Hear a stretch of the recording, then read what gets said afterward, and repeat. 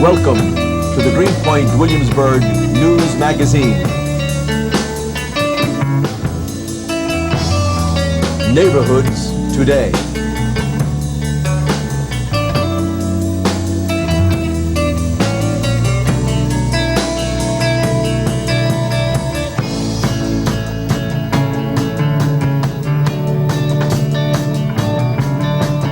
Hello and welcome to another edition of Neighborhoods Today.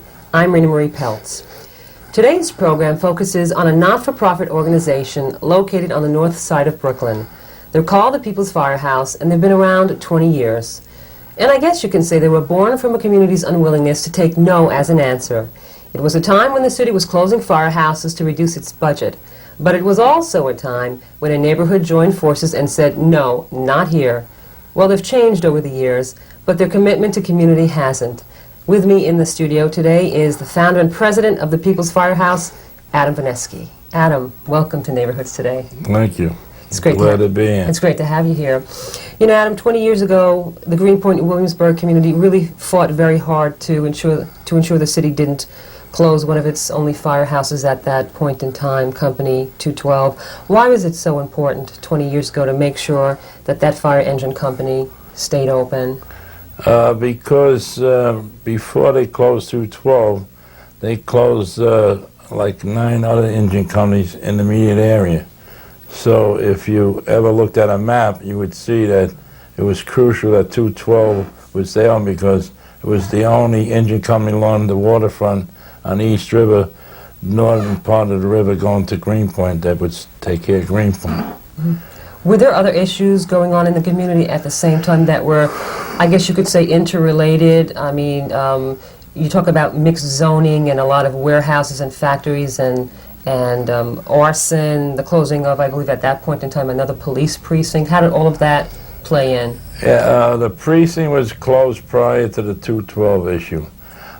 Before that, there was an issue, a housing issue on North 3rd Street, where they expanded a factory. They tore down 2 blocks of homes in the neighborhood.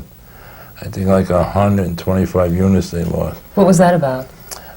They were expanding a factory in the neighborhood, and the company turned around and brought up all the houses there. Mm-hmm. And that was a big struggle in the north side at that point.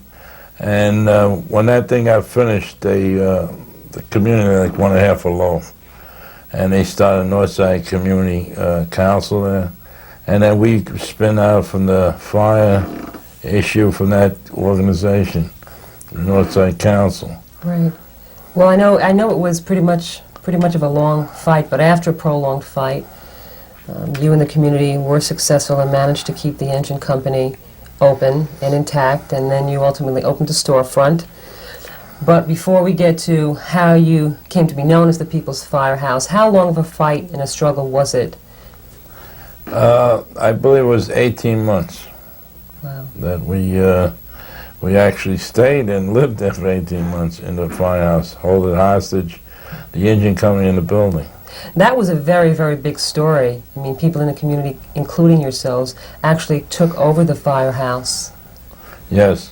That became such a story in the neighborhood, and it just spread out all over the city. I mean, then it got nationwide publicity, and at that point, the city didn't know what to do with us anymore, and we just kept getting stronger and stronger every day we stayed there.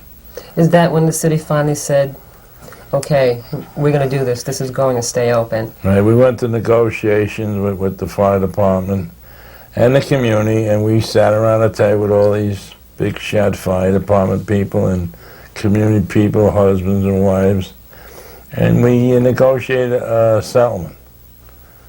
And it was working for a while, then we seen that they were starting to play games, so we pulled out of the firehouse and we went back in again for another couple of months, and then we got another negotiation. And what happened then they opened it up, and we've been there since the time they opened up, and we started a new office. Ever since. I'm wondering what the struggle really taught you or instilled in you, as well as a lot of the people who stood side by side with you. What it really brought to life was how the people could live together, families. I mean, we felt like we were all part of the same family. The kids were part of the family, the wives were all wives of everybody. And it really gave a tightness and to the community, and I think this thing would work in any other community. And it was so beautiful. I mean, no one would do anything unless the other one was there. And we were just all tight together. Everybody went. If one was going to jump off the roof, we all would have did it. Mm. That's how close we got. And I'm sure other communities took a look at what you did and turned around and said, well, if you could do it, maybe we could do it too. Did you get phone calls or start to get phone calls for people? Yeah. After we got out of the firehouse and we moved into our office, then we started to get a little funding from the city and U.S. Fire Administration, and then we started traveling across the country and bringing our messages to different parts of the country and communities. And we did set up a coalition together with groups from Boston that were having the same problem with arson. And then we had an arson early warning system that we set up with groups from all over this country. And we became like a national group. That was like 78, 77. But the name People's Firehouse, how did you hit on that name? That was funny. One night we were all sleeping upstairs in a bunk, and there was a fire in the neighborhood, and this one captain came from Engine 229, I think, from Richardson Street, and he came in and he heard that somebody said that there was a bunch of people living in the firehouse, that we left, and these roughy people took over the firehouse doing drugs and everything, and he walked in, he was kicking us and knocking us around. And he said, "You guys not supposed to be here."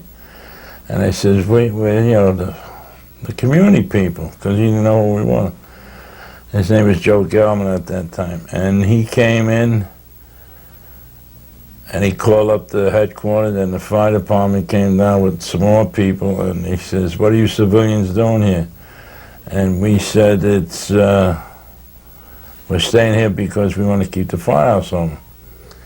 And they said, "You can't stay." And this captain that roughed us up, he turned around and says, "No, these civilians can stay here. This is the People's Fire." And he gave us that name. We stuck with that name till today. So that's how it all happened. Right. And also we were #2 firehouse in Boston, People's Firehouse. There's a group there.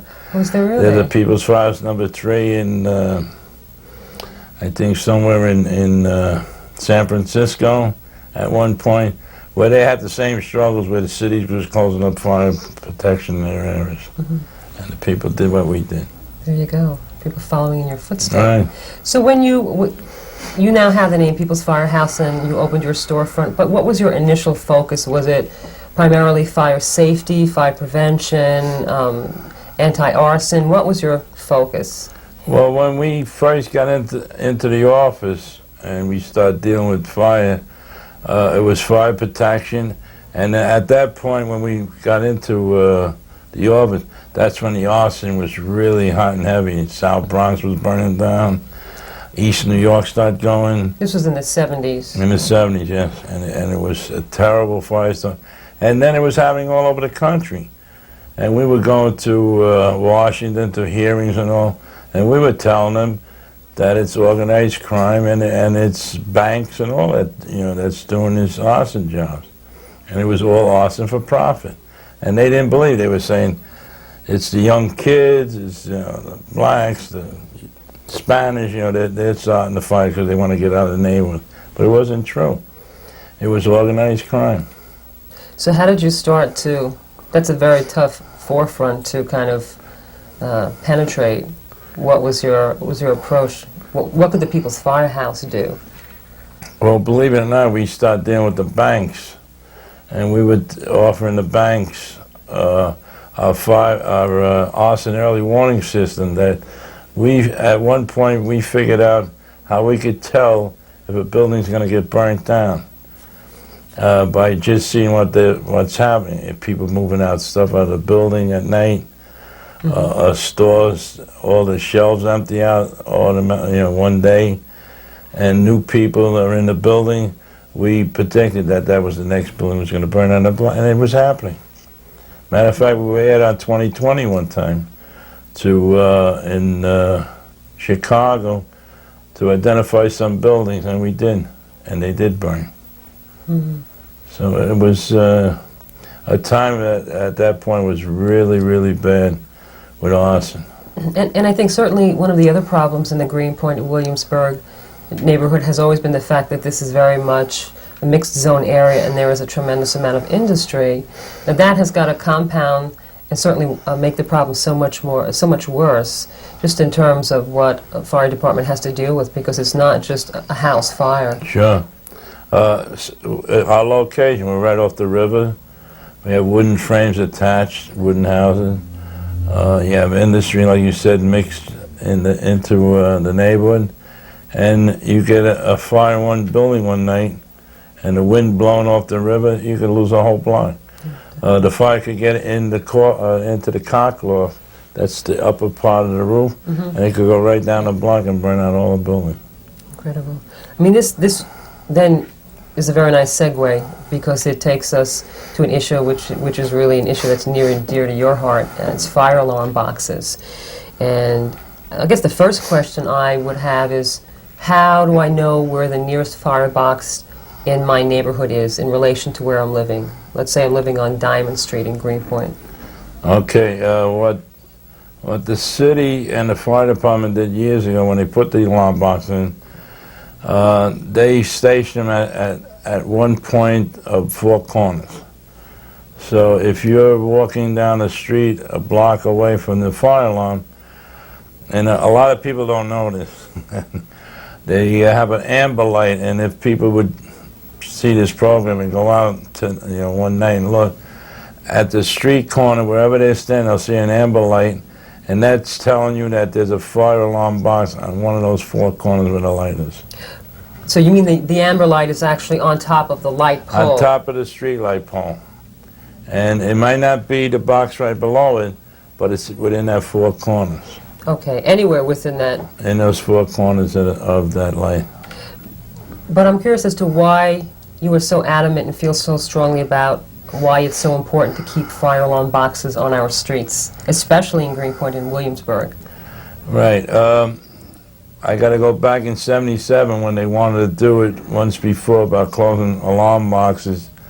The commission at that point said that we could do away with fire alarm boxes because everybody has telephone, which we did a survey and we found out that everybody don't. There's a lot of people who don't have telephone, and we just took a random study on one block and we found 10 people didn't have phones. And the ERS box, which I want to show, was coming into the city that time, new fire alarm boxes coming that people didn't even know how to use them. Right, we'll get to that, definitely. Right. I believe it was initially the city, there were 1,600 boxes on the streets, and then the city took them off the streets. Yeah, this was the time, this last time. They came up with a pilot program, and they shut down 1,600 alarm boxes within the city of New York, and most of those alarm boxes were shut down in low and moderate income neighborhoods. Which would qualify Greenpoint, the Greenpoint Williamsburg area. Greenpoint, Williamsburg, the south side, the north side. And this pilot program, which was crazy to shut them down, they wanted people to go around with cellular phones, and they were going to hand them out to people in the neighborhood to use them. So they could record fires. Cellular phones. Right. Okay.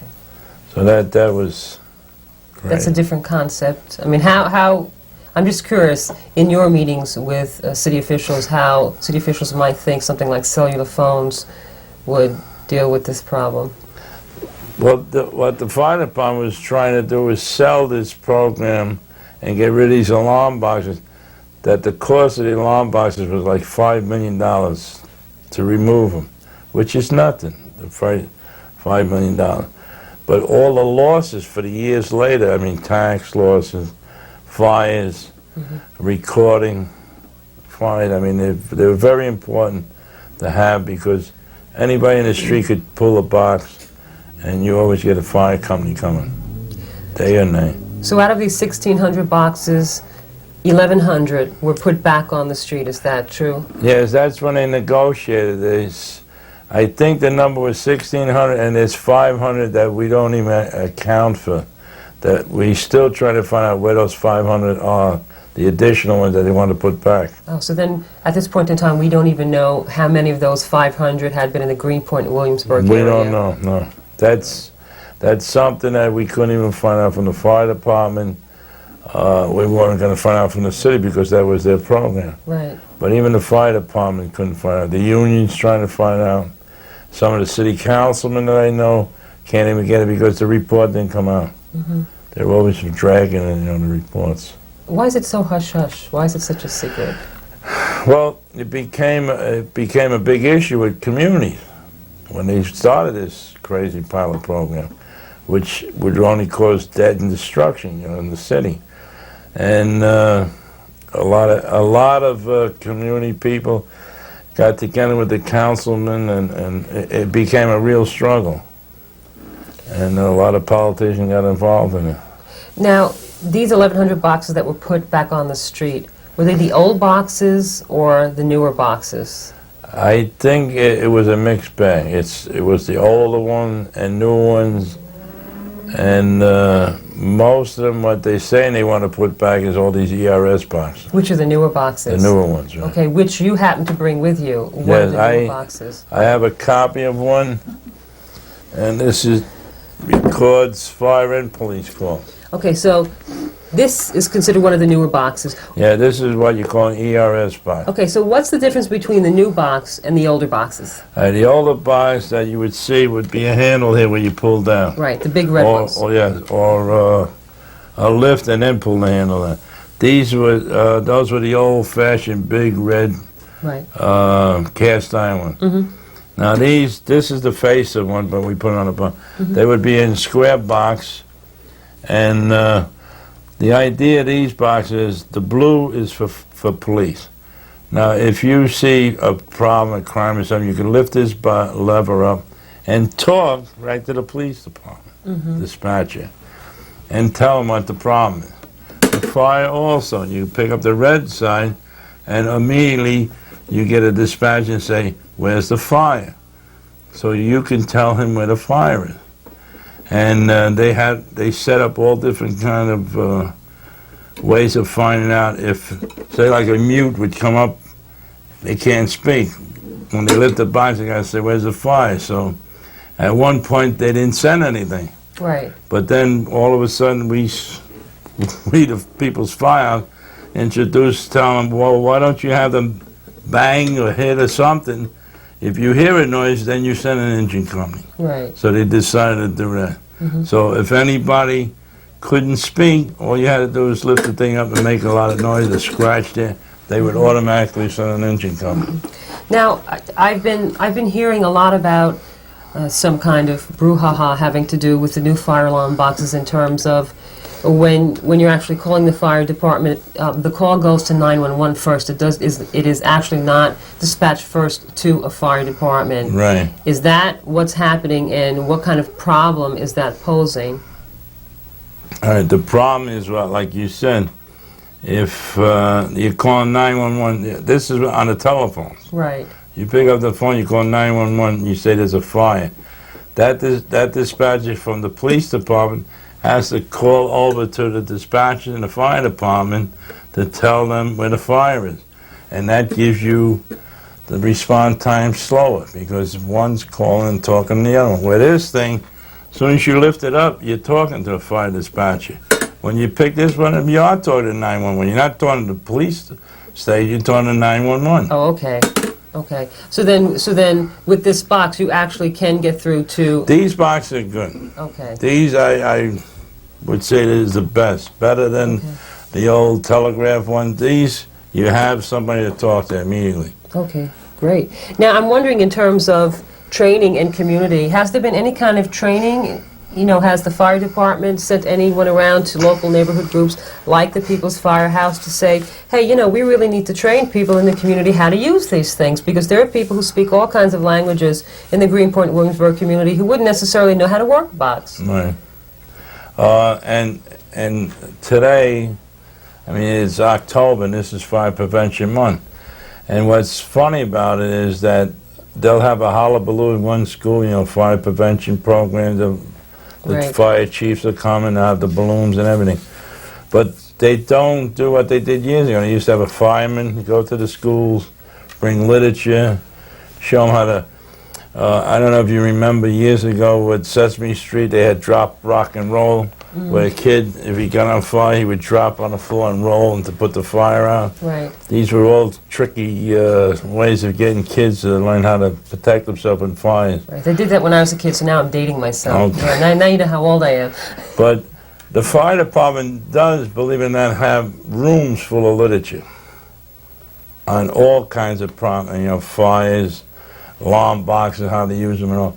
But the only problem is if you don't go there and ask for them and pick them up, you don't get them.